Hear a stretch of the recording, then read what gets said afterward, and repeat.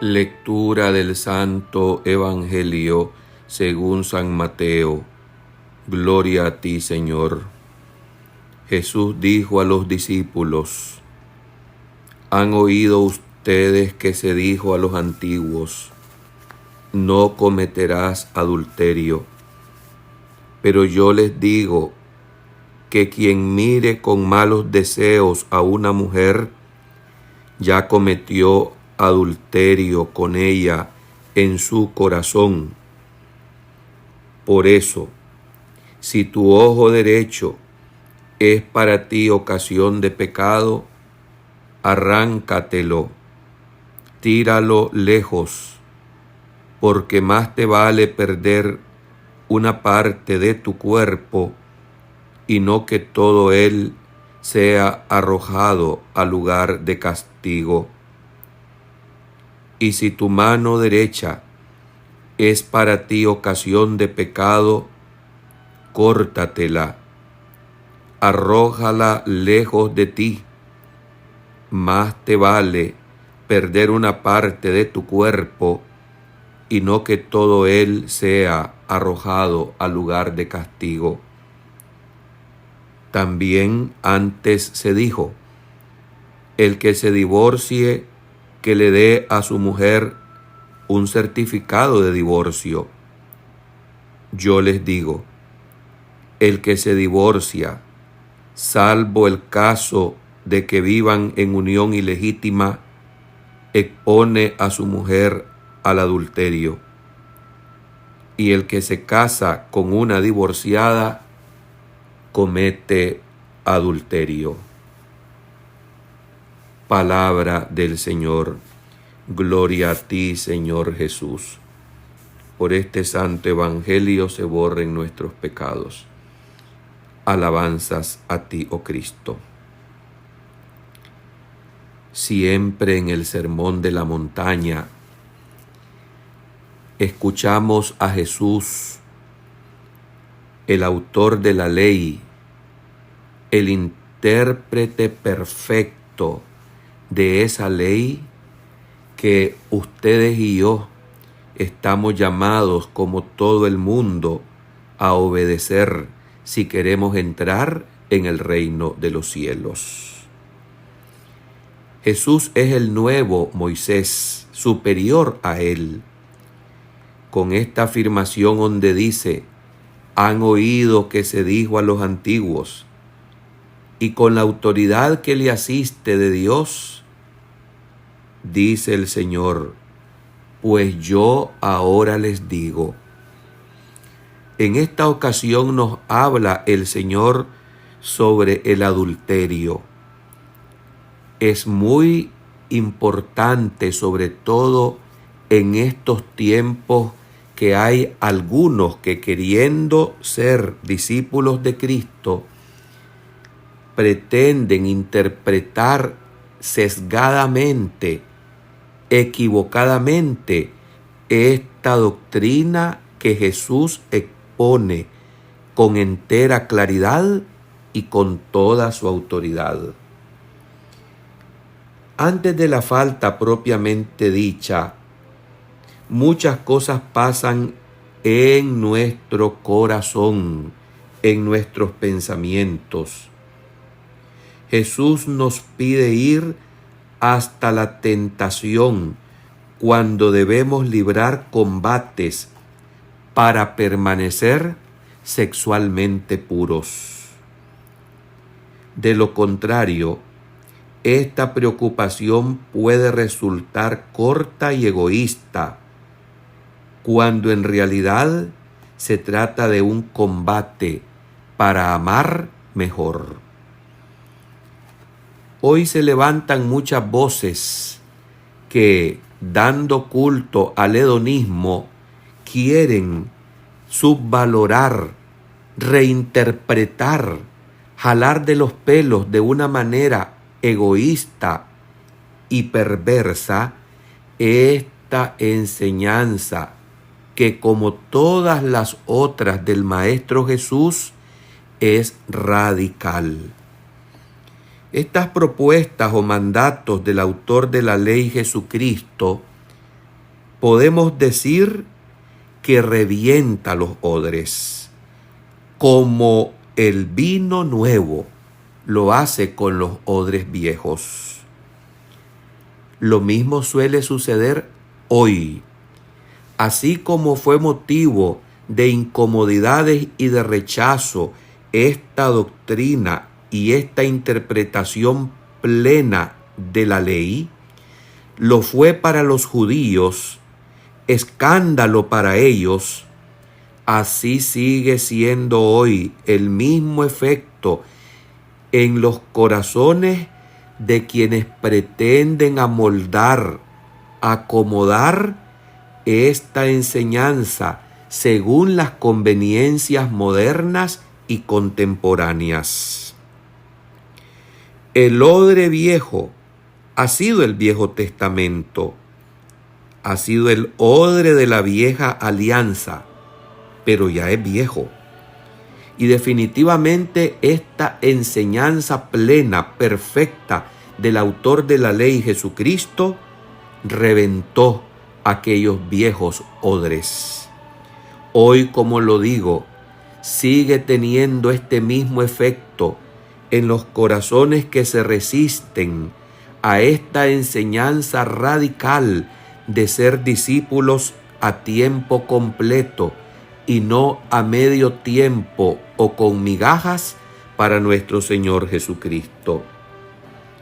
Hoy nos ha dicho Jesús, no desees, hermanos, cuando deseamos a alguien para nuestro placer, lo hacemos de una manera egoísta.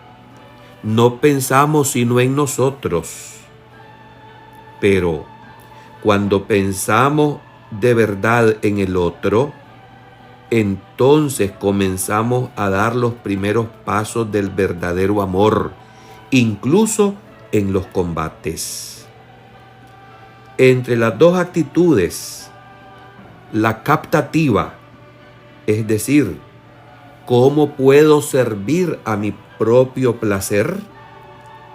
Y la oblativa, es decir, ¿cómo puedo aportar algo a mi ser amado? Se sitúa el episodio de la tentación. Entre estas dos actitudes, digo, la captativa, que es la egoísta, y la oblativa, que es el darnos al otro. Ahí en medio se sitúa la tentación. ¿Cómo actuamos ante ese momento que es la antesala, bien de la victoria, si la sofocamos y la derrotamos y la vencemos, o bien de la tragedia y de la desobediencia mediante el pecado, si sucumbimos? ¿Cuándo accedemos al verdadero amor? Si llegamos a pensar más en el otro que en nosotros mismos, la tentación se apaga y entramos en el buen combate por la pureza, querer ante todo el bien del otro. Pongámonos a considerar concursos de belleza que no son nuevos, ya son viejos, y que lo que se pretende es manipular y objetivizar el cuerpo de la mujer o del hombre. ¿Cuáles son los parámetros de belleza y cuáles son las condiciones que motivan a considerar tal cosa cuando contemplamos o cuando quedamos viendo el cuerpo del hermano o de la hermana? Es muy difícil que la libido no se despierte y que la tentación de la lujuria no nos asalte. ¿Cuántas personas caen o caemos constantemente en este tipo de tentación? Y no nos importa manejar, manipular a los demás con tal de satisfacer nuestros instintos de placer y de hedonismo. Todos somos personas que tenemos instintos, sí, porque tenemos carne, pero somos razón, pero somos inteligencia. Y he ahí la gran diferencia con el resto de las criaturas en el reino animal. Porque esa capacidad de raciocinio, de pensar, de ser inteligentes, debe primar, es decir, debe ser lo más importante y lo que tome las riendas, el timón y el gobierno de los impulsos y de los instintos, incluyendo también los de la carne, es decir, los placeres hedonistas. Hoy en día la sociedad nos empuja a este tipo de pecado. Es más, dolorosamente podemos también constatar que hay sectores que se atreven a confesarse católicos y permiten, por ejemplo, la comunión a los divorciados que se han vuelto a casar, lo cual es condenado abiertamente y clarísimamente por Jesús en este evangelio. Si bien es cierto que Moisés había dado permiso del divorcio en el Antiguo Testamento, aquel certificado de divorcio lo hizo por la dureza de la cabeza y del corazón de aquel pueblo. Pero se comete adulterio y tranquilamente se quiere seguir acercándose a la Santa Comunión. Y esto no es posible porque se ha roto la comunión grande de lo que es la familia en el sacramento del matrimonio. No podemos echar el vino nuevo en odres viejos. Esta vida nueva que Jesús explica es definitivamente radical y no se debe estar sesgando, manipulando estas enseñanzas a las conveniencias de las ideologías modernistas que son a veces solapadamente y las más de las veces descaradas contra las enseñanzas del Divino Maestro, nuestro Señor Jesucristo. Todos tenemos tentación de la carne. Yo le preguntaba en una ocasión a un sacerdote ya octogenario: Padre, ¿cuándo van a desaparecer las tentaciones de la carne en mi ser? Y me contestó: Hijo, 5 minutos después de ser cadáver. Esto significa que seamos jóvenes, seamos medianamente adultos o viejos, siempre vamos a tener esta tentación lujuriosa que ustedes y yo, tanto hombres como mujeres, debemos enfrentar y debemos sofocar mediante la oración, mediante la mortificación de los sentidos y de la penitencia. Esta es la única escuela para que podamos entrar en una capacitación que nos venga a poner por encima de las bajas pasiones de la carne, que vuelvo a repetir, sería hipócrita si digo que yo no las sufro, porque todos absolutamente las sentimos y las padecemos. Tenemos que pedirle a la Virgen, a la Madre Castísima, que en cada uno de nuestros estados que nos prepara para llegar a la vida eterna, nos dé la capacidad, porque la gracia la tenemos, para poder cumplir en ese ser y estar y permanecer en castidad ante los ojos de Dios y ante los ojos de la comunidad. ¿Cuántos hogares destruidos a causa de esta pecaminosidad y concupiscencia carnal? Algunos suelen decir hoy atrevidamente, equivocadamente, que el celibato en nosotros los sacerdotes es una razón o una causa para los escándalos que todos conocemos, que se han dado y que se seguirán dando porque somos seres humanos.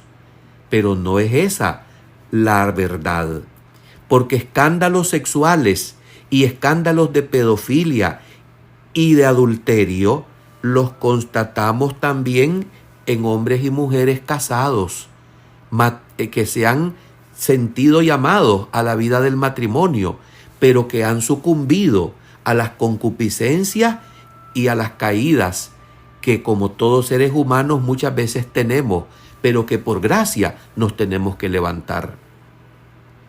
Quiero aprovechar en este momento de reflexión sobre este punto para explicar llana y sencillamente que lo que hoy se conoce como nulidad matrimonial en asuntos canónicos y jurídicos de la Iglesia no es lo mismo que el divorcio en la Iglesia o en el sacramento del matrimonio.